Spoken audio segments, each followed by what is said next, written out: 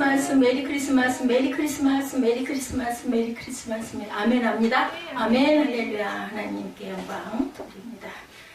네, 오늘 마태복음 2장 13절에서 18절 말씀이죠. 네, 제목이 애굽으로부터 내 아들을 불렀다 함을 이루려 하심이라. 네, 15절에 이 말씀이 있어서 Out of Egypt I called my son. 네, 이렇게 제목을 제가 잡아봤습니다. 예, 애굽으로부터 내 아들을 불렀다 함을 이루려 하심이라. 제목이 통곡의 성탄이에요. 성탄절이 깊은 성탄절이기도 한데 여러분 본문 읽어보셨죠? 13절에서 18절까지 읽어보니 그죠? 왜 통곡의 성탄인지를 알겠죠? 아무 죄 없는 아이들, 2세 이하의 아이를 모두 다 헤로드 왕이 죽이라고 그래가지고 남자아이들을 전부 다 죽였어요. 너무 안 됐죠? 엄마들의 통곡 소리가 이 성탄의 뒤안길에는 이렇게 기가 막힌, 또 예수 그리스도께서 오신 게 잘 사시려고 오신 게 아니라 우리를 구원하시려고 돌아가시려고 오셨어요. 근데 어떻게 보면 우리 인생도 사실은 태어남이 기쁨이지만 어디로 가요? 점점 언젠가는 우리 한번 가잖아요. 예, 각자 뭐 일찍 가는 아이도 있고 또 늦게 아주 나이가 많으셔가지고 100세까지 가시는 분도 있어요. 알 수가 없어. 순서는 알 수 없지만 어쨌든 한 발 한 발 사실은 죽음, 사망을 향해서 갑니다. 근데 거기서 우리에게 영원한 생명을 주시는 그러한 기쁜 날, 그것을 받은 구원을 기뻐하는 저와 여러분들은 예수를 믿는 분들이니까 모두 다 그 반열에 참석하죠. 헤롯 대왕에 대해서 제가 잠깐 말씀드립니다. 역사가들은 성경이 헤롯 왕을 헤롯 대왕이다 이렇게 얘기를 합니다. 우리나라에도 대왕이 있죠. 제 기억에 초등학교 때 공부할 때, 역사 공부할 때 광개토 대왕, 그죠?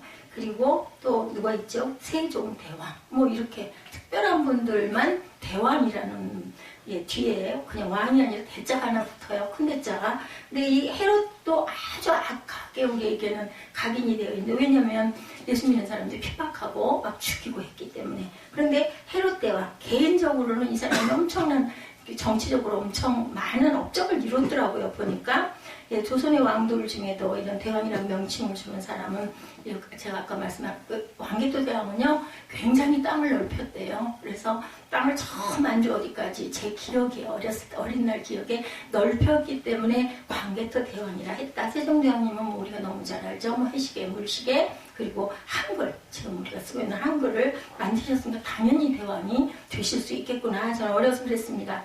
헤롯은 그 업적을 보면 대왕이라는 명칭을 붙여줄 만한 사람이었다. 이 사람은 사실은 에돔 사람이에요. 누구의 조상이 누구예요? 이스마엘이 조상입니다. 누구에게서 났어요? 하갈의 몸에서 났죠. 예, 근데 지금도 전쟁이 일어나고 있는 족속이기도 해요. 예, 이스라엘과 전쟁이 일어나고 있는 사람들이 바로 에돔 사람들이에요. 당시 로마 황제의 환심을 듬뿍 싸서 유다 왕이 되죠. 이 헤롯이. 헤롯은 일대 유다인들에게 미움을 받았지만 정치는 아주 잘했던 사람이라고 합니다. 그 나라에서 보면 상대적이죠. 주전 25년 전, 주전이 뭔지 아시죠? 예수님이 오시기 전 25년 전 유대 나라에 큰 가뭄이 있어서 흉년으로 굶어 죽을 형편이었어요. 제가 소식을 들었는데 우리 예지가 신학을 하겠다라고 얘기를 했다면 이런 이야기는 귀담아 들어야 됩니다. 일반인들은 그냥 성경에 은혜만 있으면 되지만 신학을 하면 이런 부분들을 알아야, 이 다음에 또 설교도 하시지 않겠어요? 목사님이 되셔가지고. 그렇다고 보면은 신학에는 이런 부분이 꼭 필요하니까 이런 게 즐거워야 돼요. 이런 역사 이야기나 이런 게 실제 있었던 얘기이기 때문에 즐겁게, 그리고 일단 알아야 되니까. 알아야 전하죠. 물론 원고들이 있지만 내용을 알지 못하면, 이해를 못하면 전달을 잘 못해요. 그래서 25년 그 유대 나라에 큰 가뭄이 있어요. 예수님이 오시기 전. 근데 흉년으로 굶어 죽을 형편이었을 때 헤롯은 자신의 금접시들을 녹여가지고 금모기를 했다고 그래요. 예, 금모기를 해서 재빨리 애굽으로부터 곡물을 대량 수입해서 흉년의 위기를 잘 넘긴 그러한 왕이기도 하다고 그래요. 그 다음에 쇼맨십에도 굉장히 능통했던 그런 통치자였다라는 이야기가 있습니다. 이번에 이스라엘에 그 어떤 분들이 성지 순례를 하신 분들의 이야기 올라온 걸 제가 봤더니 2000년 전 헤롯 왕이 만들어 놓은 유적들이 굉장히 많다는 거예요. 헤롯은 당시 항구를 만들고 도로를 정비하고 상수도 시설에 많은 정비를 했다 그래요. 2000년 전에 상수도 개념은 정말 최첨단 복지시설만 할 정도의 아주 중요한 건데 이런 걸 많이 하셨고 유대인들이 자랑스러워하는 성전도 굉장히 화려하게 지었다고 합니다. 솔로몬 때보다 더 화려하게 지었대요. 그래서 유대인들은 헤롯을 한편으로는 싫어하지만 한편으로는 인정하지 않을 수 없는 이러한 아주 커다란 업적들을 눈에 보이는 커다란 것들을 많이 만들었다. 이렇게 유능하고 권세가 당당한 헤롯 왕이 베들레헴에서 태어난 아이들을 학살한 사건이 오늘 13절에서 18절이죠. 16절에 보면 성경 한번 보십시오. 이 헤롯이 박사들에게 속은 줄 알고 시민도하여 사람을 보내요. 베들레헴과 그 모든 지경 안에 있는 사내 아이를 박사들에게 자세히 알아보면 그때를 기준하여 2살부터 그 아이를 다 죽였다. 아니 이렇게 훌륭하고 대단한 대자가 들어간 왕이 세상에 예수님 탄생한다는 그 소식 때문에 이렇게 아이들을 아무런 죄 없는 아이들을 왜 이렇게 죽였을까? 헤롯은 로마 황제의 총애를 받아서 유대왕으로 인정을 받아서 권좌를 누리고 있는데 노마를 물리쳐줄 메시아가 나타나면 내가 왕자에서 쫓겨날 수 있겠다 이런 생각을 한 거예요. 그럼 뭐예요? 예수님이 하나님의 아들인 거를 은근히 믿은 거 아닐까? 그죠? 예, 거꾸로 얘기하면. 그래서 자기 자리를 위험하니까 지키기 위해서 이 메시아를 죽여야 되겠다 생각을 했다는 거죠.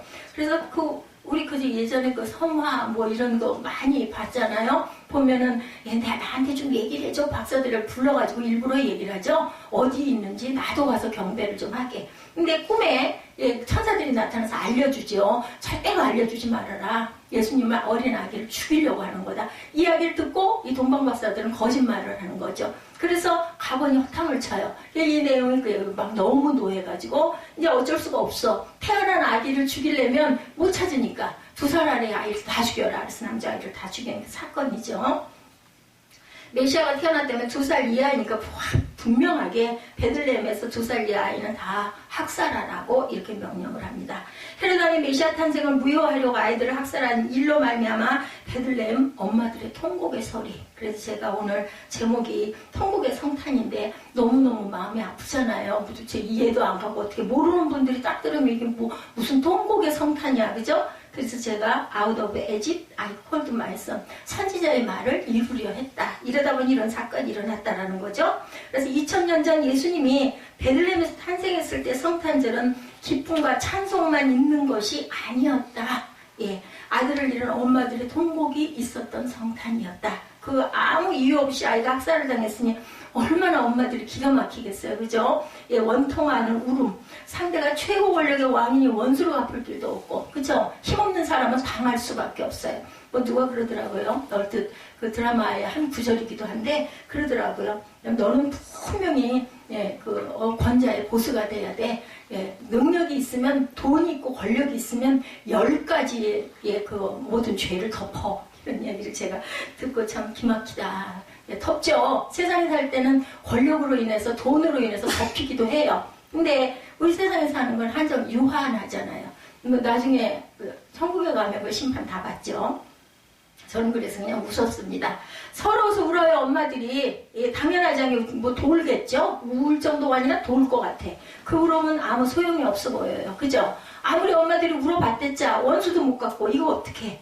여기서 베들레헴 여자들은 이 세상에 가장 약한 자를 의미하기도 합니다. 아무 힘이 없어. 돈도 없고 권력도 없고 뭐 배운 것도 없고 그냥 죽여도 그만이야. 이 베들레헴, 특히 이 베들레헴이라는 게 떡집이죠. 떡집. 예, 그 뭐 아주 열악한 도시예요. 우리에게는 굉장히 베들레헴 하면 대단하게 알려져 있지만 그때 그 시대에는 통곡은 가장 연약한 자의 마지막 무기죠. 예, 보면 울기나 하자, 울자, 울어, 눈물 나면 울어라, 실컷 울어라 그런 얘기들 많이 하잖아요. 우는 것 같고요 어쩌겠어요. 내가 아파서, 내가 서러워서, 내가 상처받아서 운다는데 그것까지 못할 일은 없죠. 그래서 약함에 표출하는 도구가 바로 통곡이라는 거죠. 18절에서 여자들의 통곡을 과거 야곱의 아내 라헬이 위로받기를 거절한 것에 비유합니다. 위로의 거절도 역시 취약의 연약함을 상징하죠. 가장 연약한 존재이기에 울 수밖에 없다. 할 수 있는 건 우는 것밖에 없어. 그죠? 그런데 마태는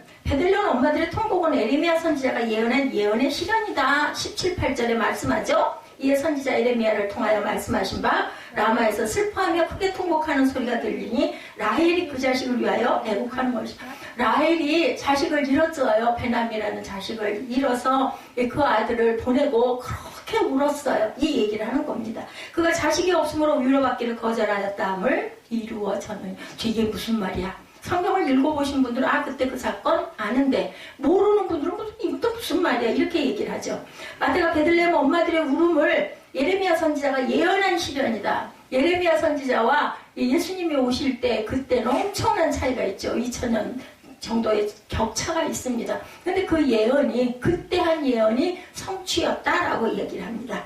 역사적으로 그때 그 예레미야가 그런 그 예언을 했는데 이렇게 이루어졌는데, 왜냐하면 예수님 오신다라는 것도 수천 년을 계속해서 예언이 내려오면서 신약 성경이 전부 다 예수님 오신 것에 대한 증거, 구약 성경은 오실 것이라는 예언, 그래서 신구약 66권이라고 그러죠. 그래서 신약은 짝이라고 얘기해요.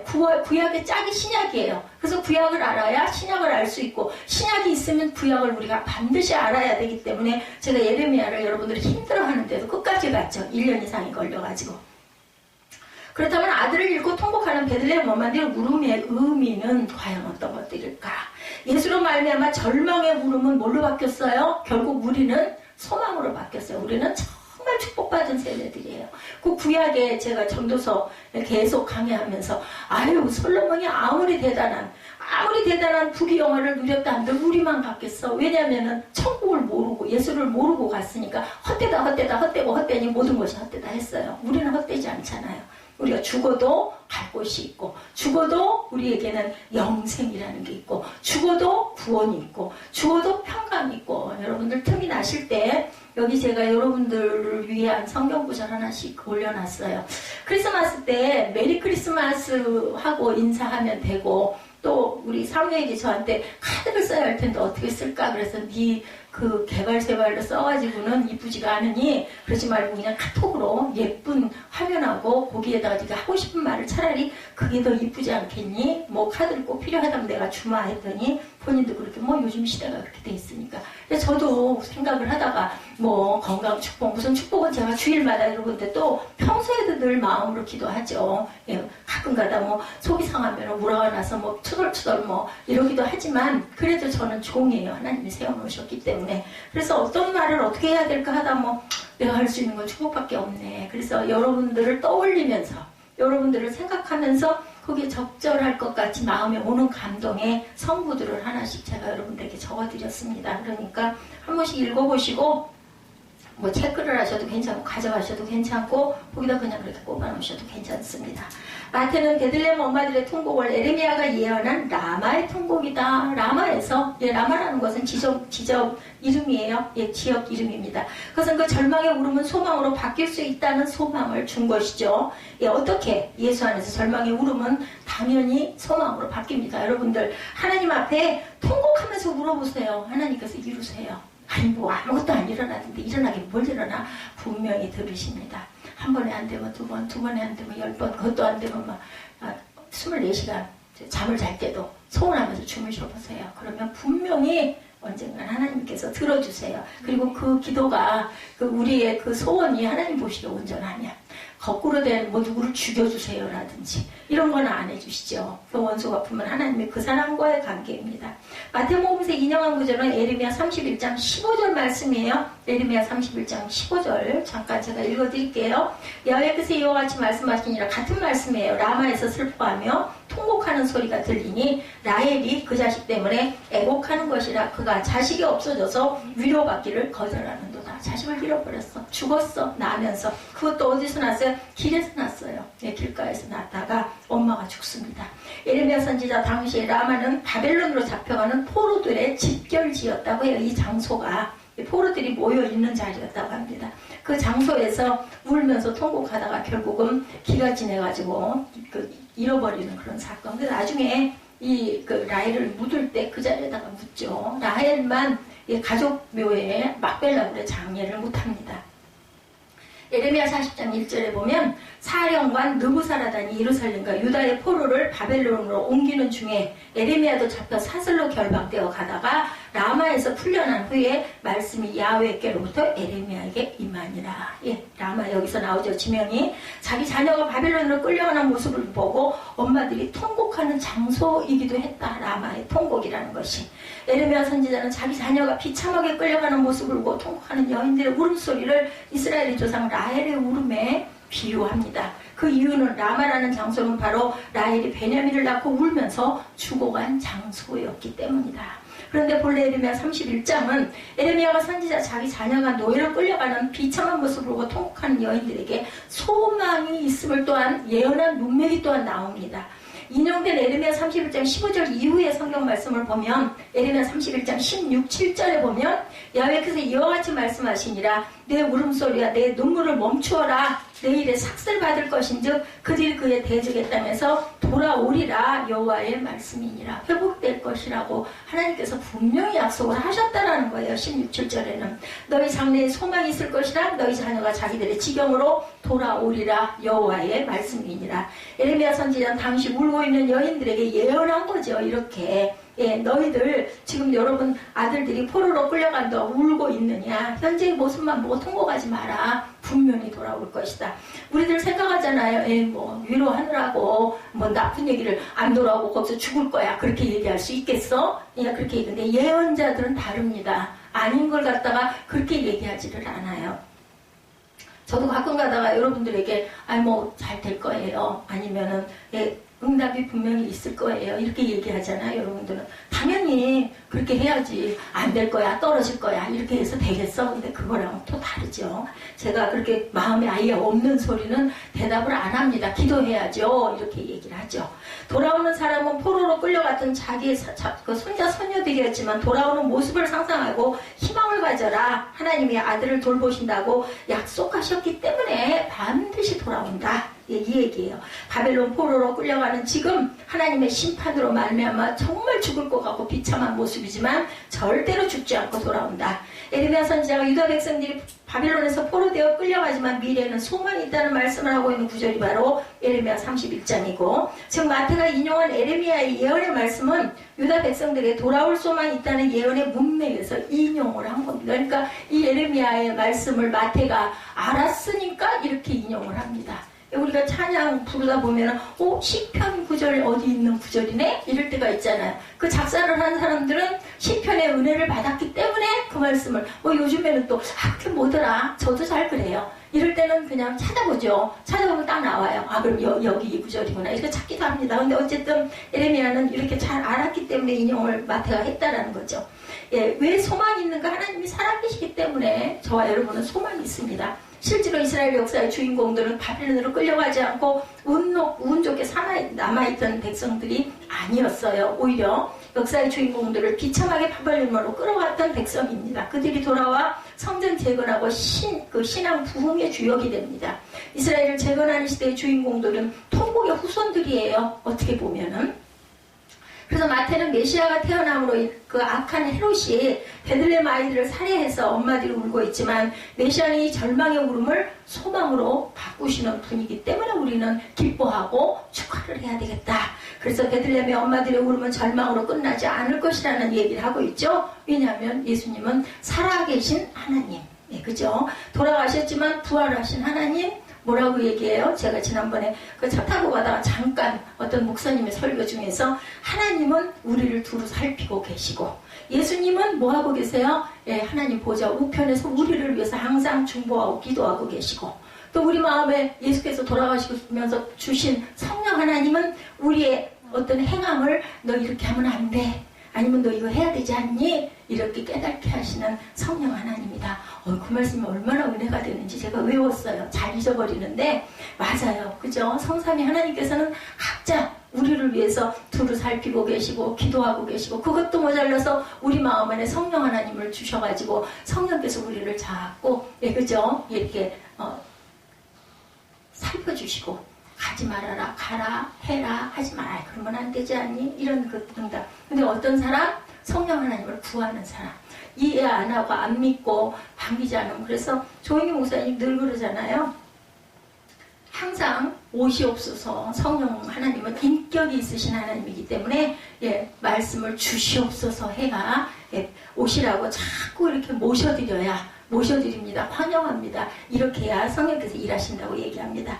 실제 예수님은 가는 곳마다 절망의 울음을 소망으로 바꿔주셨죠? 살아계실 때도, 그죠? 병자들에게 가면은 안수해서 낫게 해주시고, 죽어가는 사람도 붙들어서 세워서 살려주시고, 심지어는 죽은 사람도 나사로야 일어나라 하니까 얼굴에다 이렇게 동요 맨체로 막 걸어 나오는 모습 여러분들 보셨을 거예요.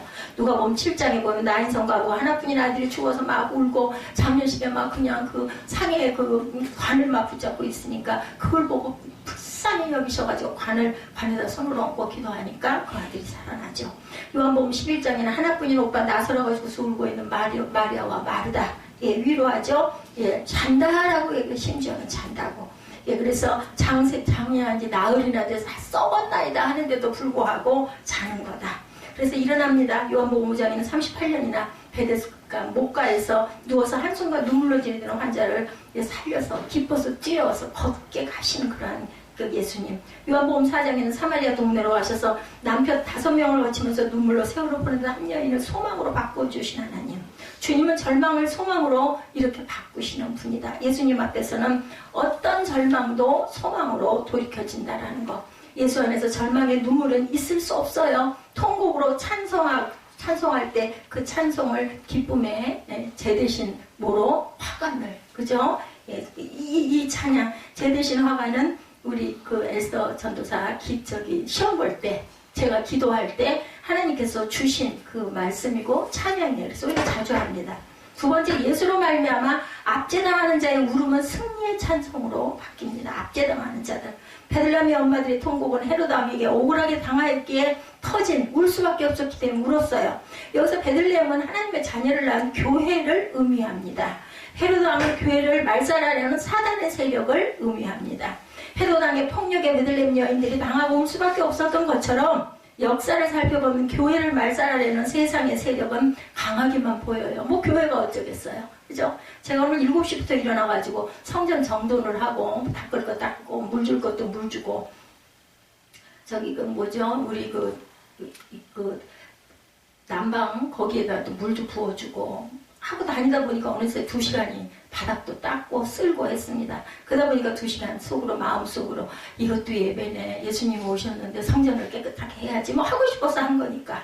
교회는 아무 힘이 없어요. 당할 수밖에 없어 보여요. 약한 존재예요. 그죠? 그럼에도 불구하고 헤로드 왕은 메시아를 죽였다고 생각했지만 뭐라고 그래요? 19절에 보면 얼마 되지 않아 헤로드 왕도 죽었죠. 19절에 뭐라고 말씀하시던가요? 19절 보니까 헤롯이 죽은 후에 헤롯이 죽고 나서 주의 사자가 애굽에서 요셉에게 현몽하여 이르되 20절에 일어나 아기와 그의 어머니를 데리고 이스라엘 땅으로 가라.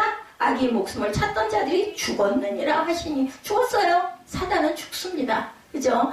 그냥 장수할 것 같은데 절대로 안 죽을 것 같은데 내가 할 수 없어. 그거는 나는 힘이 없으니까 뭐 교회가 뭐 어쩌겠어요. 할 수 있는 거 뭐 기도밖에 없어요. 근데 그 기도를 누가 들으세요? 살아계신 하나님이. 아니 무슨 뭐 기도한다고 될 일이야. 그런 사람에게는 안 되겠죠. 그죠? 믿고 구하는 자에게 하나님께서는 역사를 하신다. 그래서 헤롯은 실패한 인간이고 망한 인간이 될 수밖에 없어서 그렇게 많은 업적을 대왕 소리를 들었음에도 불구하고 그와 같이 사탄도 결국 실패하고 망하고 만다. 반면에 하나님은 아기 예수를 보호하셨죠. 뭐를 통해서? 천사들을 통해서 그 꿈에 나타나가지고 어디로 가라 요셉에게 얘기하죠. 순종해요. 순종해야 하나님께서 응답을 하십니다. 아니 말도 안 되는 소리야. 내가 그걸 어떻게 해. 저도 가끔 그래요. 아유 나는 하나님 나 이제 못하겠어요. 얘기하죠. 뭐 그렇게 해야 되느니라. 못하겠어요 했는데도 안 할 수가 없더라고요. 그렇게 그냥 할 수 없이 그냥 처음에는 마음이 안 움직여. 그냥 억지로 하다 보면 하게 돼요. 왜? 성령께서 나를 도우시기 때문에. 내가 할 수 있는 건 없습니다.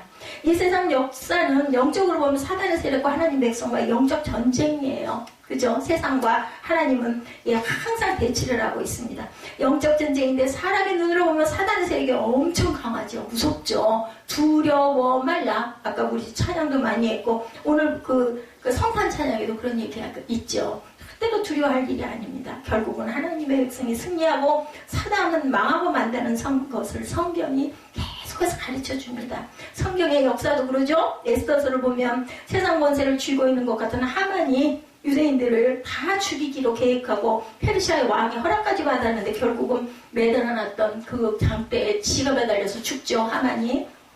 그래서 뭐가 생겼어요? 불임절. 지금도 지켜지고 있죠. 명절로. 거기에 비해서 유대인들은 힘이 없고 울면서 기도하는 수밖에 없었지만 결국은 승리하죠. 유대인들 뒤에 살아계신 하나님이 계시기 때문에.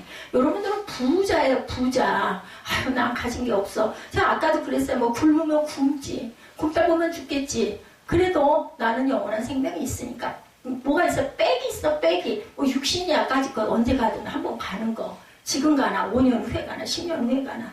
그냥 영원한 생명이 있으니 감사하지. 이런 배짱이 생깁니다.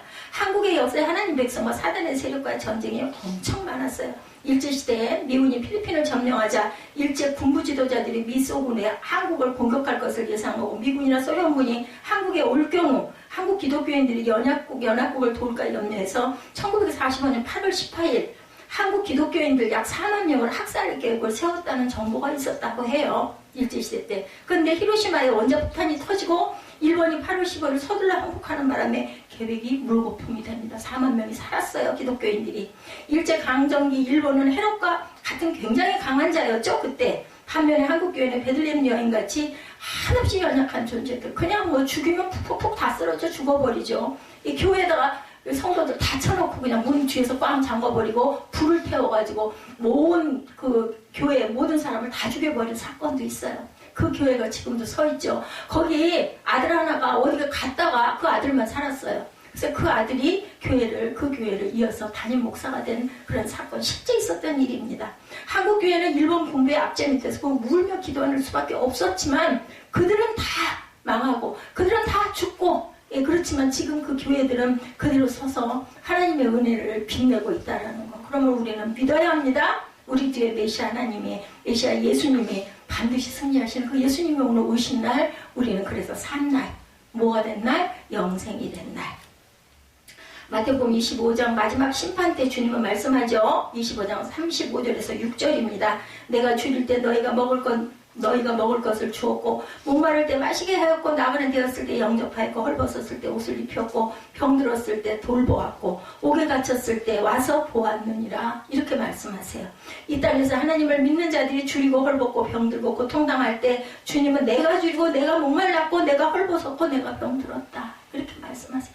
예, 그렇죠. 제가 언제 드렸습니까? 그랬더니 뭐라 그래요? 소자 한 명에게 냉수한 물 대접한 것이 바로 나에게 한 것이다. 그래서 우리는 이웃을 돕고 살아야 된다는 거예요. 없는 자를 도와주고 살려주고 그게 바로 예수님을 대접한 것이기 때문에 오늘 마태복음 25장 35, 6절 말씀이 그 말씀이죠. 주님은 우리가 고통당하는 것을 보고 그냥 구경만 하시는 분이 아니라 같이 슬퍼하시고 힘들어하시면서 우리를 위로해 주시고 그리고 우리를 이기게 하시고 결국은 승리하게 하시는 하나님. 역사의 심판자, 역사의 주인공은 그리스도 그분이시기 때문이다. 그죠? 그러므로 우리가 아무리 약한 형편, 악한 처지에 있다 하더라도 슬퍼하지 말자. 우리를 승리케 하시는 하나님께서 반드시 우리 뒤에 계시기 때문에 예수 전도자 창설자 로렌 커닝햄 제니스 로저스의 내 신을 벗으라에 실린 이야기예요. 말씀 다 전했습니다. 동독 베클렌 브루크의 한 기독교 가정에 10살짜리 딸이 있었어요. 그 아이는 공산주의자들의 조직적인 동독이 그 공산주의였었잖아요. 예, 조직적으로 학생들 안에 있는 하나님에 대한 믿음을 깨뜨리려고 애쓰는 한 지방 공산당 학교에 다니고 있었어요. 이 아이가. 그 학교를 안 다닐 수가 없으니까 무조건 다녔겠죠. 하루는 담임선생님이 학생들에게 모두 일어서라 하고는 자신이 말하는 것을 따라하라고 시키고는 뭐라고 말을 했냐면 하나님은 없다. 하나님은 죽었다. 이렇게 말을 하라고 그래요. 근데 이 어린 딸내미가 그 말을 안 해요. 그랬더니 이 선생님이 왜 말을 안 해? 하나님은 살아계십니다. 그 꼬마가 그렇게 대답을 하니까 너 집에 가서 하나님은 없다라는 문구를 50번 써와 숙제를 내줍니다. 소녀는 집에 돌아가 부모와 이 문제를 놓고 기도를 합니다. 하나님은 살아계십니다. 라는 문구를 50번을 썼어요. 하나님은 없다라고 쓰라고 하나님은 살아계십니다. 지가 말한 대로. 다음날 어떻게 됐겠어요? 예, 야단을 하죠. 욕을 하고 막 쥐어받고 때립니다. 그리고는 내일은 확실하게 하나님 없다를 70번 써와. 그렇지 않으면 너와 네 부모는 혼이 날 거야. 또 안 했겠죠. 하나님을 절대적으로 없다라고 써오라고 그랬어요. 100번을 또 써와. 안 씁니다. 이 딸이 하나님 살아계십니다고 써가요. 그랬더니 이제 경찰에 너와 내 부모를 신고해서 너희들을 잡아 가둘 거야. 얘기를 합니다. 일이 이렇게 되자 이 사실이 마을에 있는 모든 사람에게 알려집니다. 그것은 빛의 세력과 어둠의 세력의 싸움이죠. 그죠? 예, 그 어린 소녀의 부모는 주님을 부인하기보다는 차라리 고난을 당하기로 마음을 먹습니다. 그래서 이 어린 소녀는 다시 하나님은 절대적으로 계십니다. 100번을 써갖고 갔어요. 그 선생님은 그렇게 쓰이면 종이를 보고 부들부들 떨어요. 막 진저리를 치고 떨면서 뭐라 그러죠? 막 정말 죽이고 싶은 건 좋아. 이제 경찰서에 가서 내가 너 진짜 고발할 테니 너와 네 가족이 어떻게 되는지, 그래도 하나님이 살아계셔서 너를 돕는지 어디 좀 보자. 아이들이 다 구경을 하고 있죠. 이 말을 하고 그는 그 선생님은 자전거를 타고 길 쪽으로 달려갔는데 얼마 가지 않아서 갑자기 자전거에서 떨어져요. 그리고 심장이 멈춰서 죽어버립니다. 아니 사실이에요. 이해하기는 없는 얘기가 아니라. 교실 창문을 통해서 이 광경을 지켜보고 있던 아이들이 충격을 받고 너무 놀라가지고 밖으로 뛰어나가요. 선생님의 그 죽음 위에 몰려듭니다. 그때 하나님과 소리칩니다. 하나님은 절대적으로 살아계십니다. 아들을 잃고 통곡하는 베들레헴 엄마들의 울음에 두 가지 의미가 있습니다. 예수로 말미암아 절망의 울음은 소망으로 바뀝니다. 예수로 말미암아 압제당하는 자는 결국은 그 울음은 승리의 찬송으로 바뀝니다.